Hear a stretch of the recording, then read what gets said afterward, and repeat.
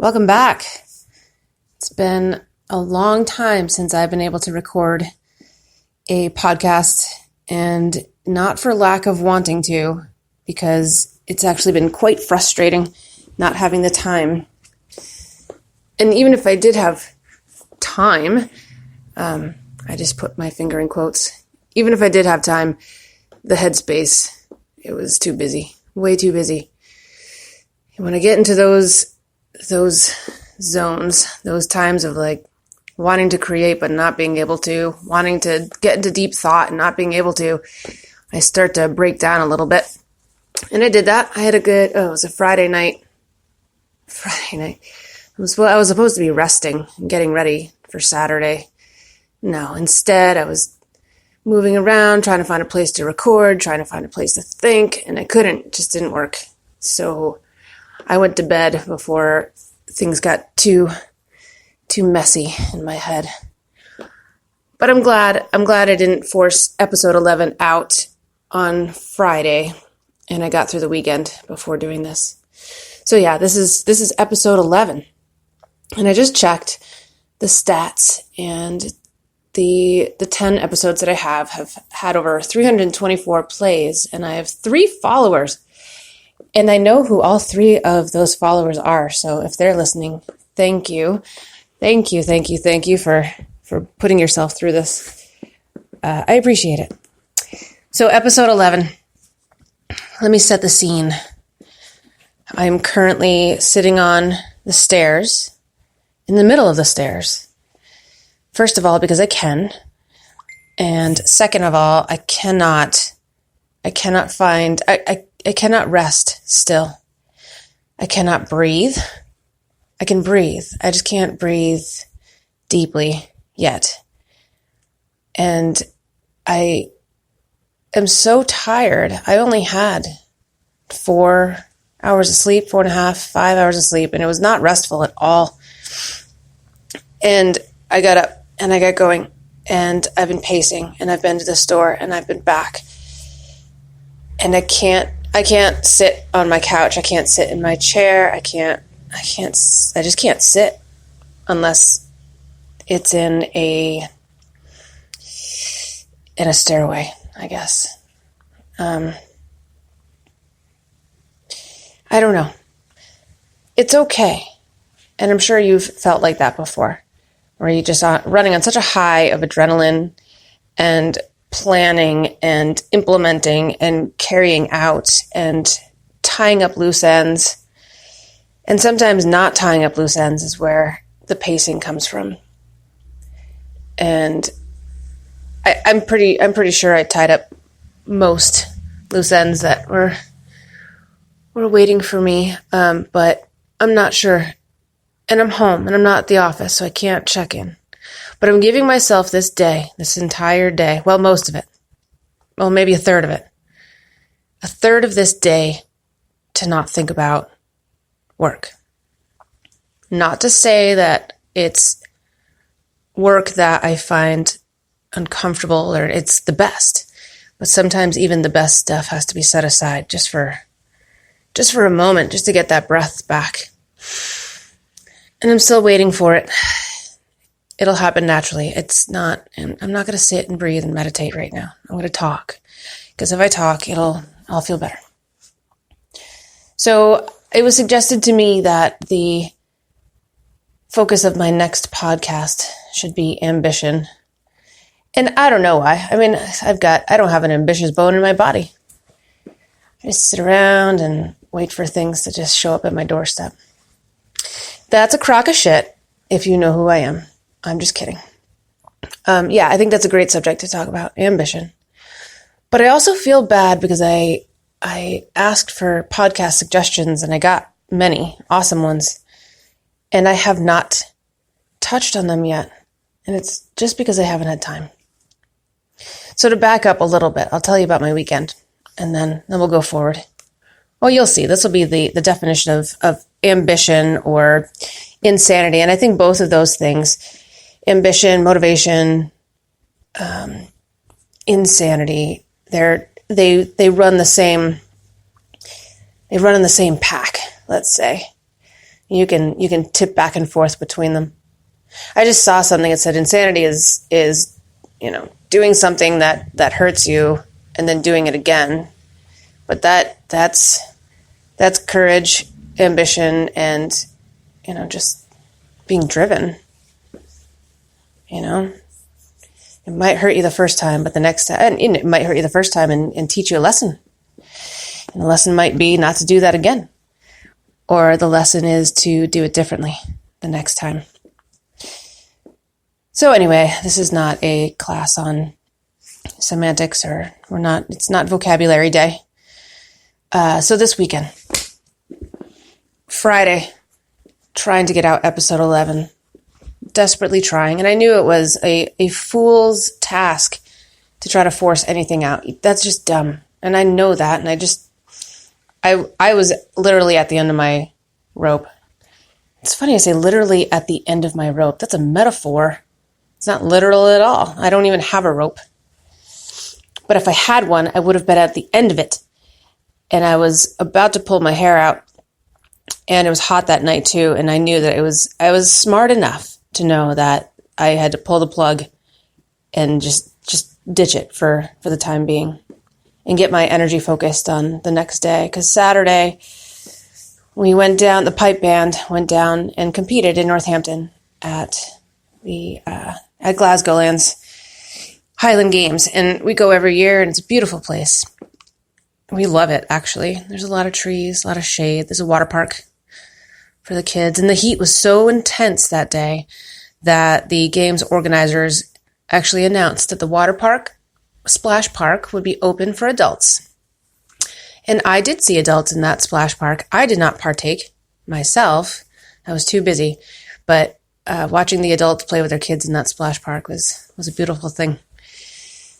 So many of you listening have no idea what a pipe band is. You've seen pictures. If you're on my Facebook page ever, you'll see pictures of the pipe band. And it is an amazing thing. And I'd have to take a whole separate podcast to explain the intricacies of pipe band.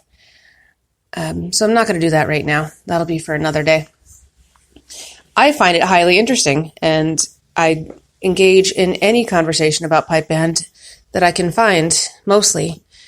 But we'll save that. Anyway, so the band went down to Massachusetts, and we all converge in Massachusetts. We all come from different places, and I chose to drive down by myself, partly because I knew that I was reaching the tipping point mentally, and I needed to just be by myself. I needed to listen to tunes that, well, it's funny, say listen to tunes that calm me down, but I listen to the most aggressive stuff when I need to be calm, and it helps. I write you a prescription to listen to aggressive music when you're feeling not calm. It helps me anyway. So I needed that. I needed to just sit. And I even tried to, come up with some podcast thoughts on the way down, but that was a big, giant fail. I just needed to not. Just listen to tunes and go. So I drove down by myself with all the drums in the car. And we spent the day in well over 100-degree heat, practicing and tuning and drinking a lot of water, practicing some more, tuning some more, and then competing. And this is intense stuff.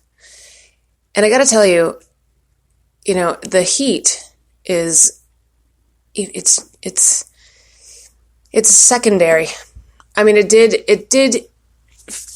made us make some changes on Saturday, but truly it's very easy to forget the heat when you're standing in the circle with your bandmates, which is why it's very easy to forget many things that need to be set aside when you're standing with your bandmates, when you're shoulder to shoulder with other people who are working on the same music, who are working with you to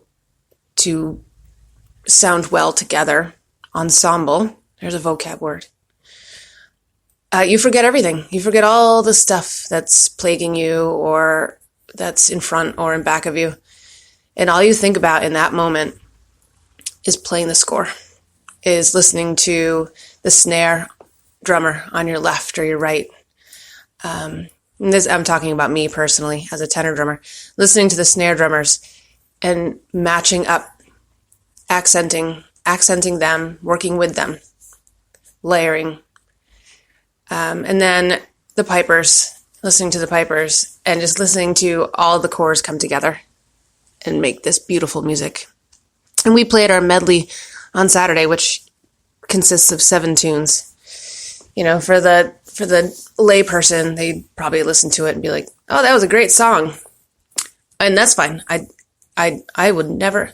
And I'll tell you, if you have questions about piping, drumming, pipe band, any of that stuff, and you're nervous because you think that someone's going to think you're silly, I will never ever treat anyone with disrespect if they have a question about piping or drumming. And I don't pretend to know all the answers, and I'll pass you along to the people who do know. Yeah, that's an aside.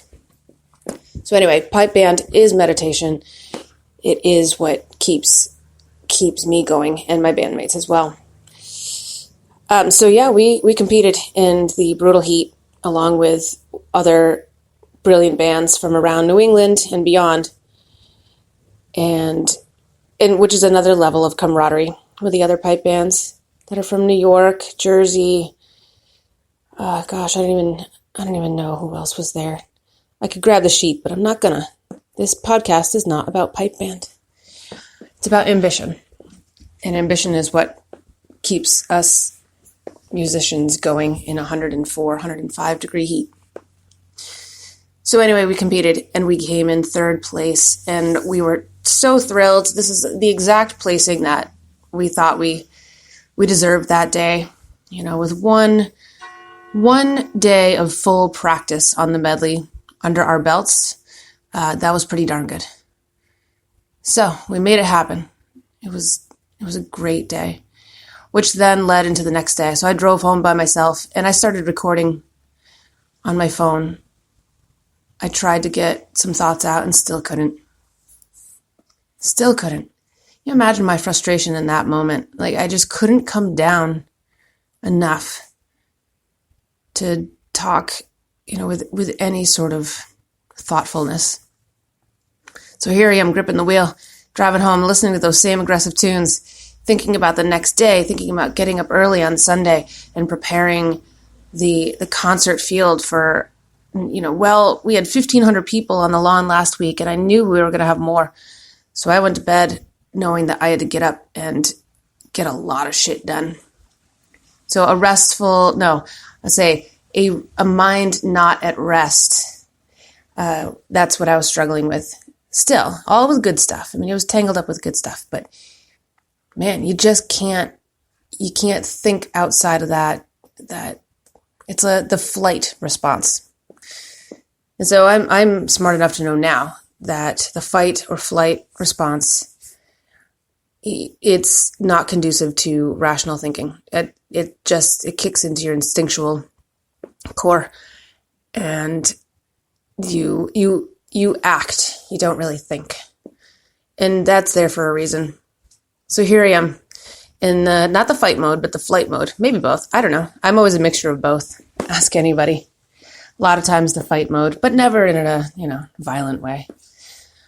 I'm just me. Anyway, yesterday, without going into too much detail, we put on a show that all I can say is it was a snapshot of community engagement that I still don't have words for. And it's going to take me a couple of days to process it. But I can say that we had at least 1,500, pushing 2,000 people on the lawn, plus dogs, kids playing everywhere. Kids had a wiffle ball game going. They were throwing frisbees, kicking soccer balls, blowing bubbles. It was really, it's like Norman Rockwell stuff. It was brilliant. and it didn't rain.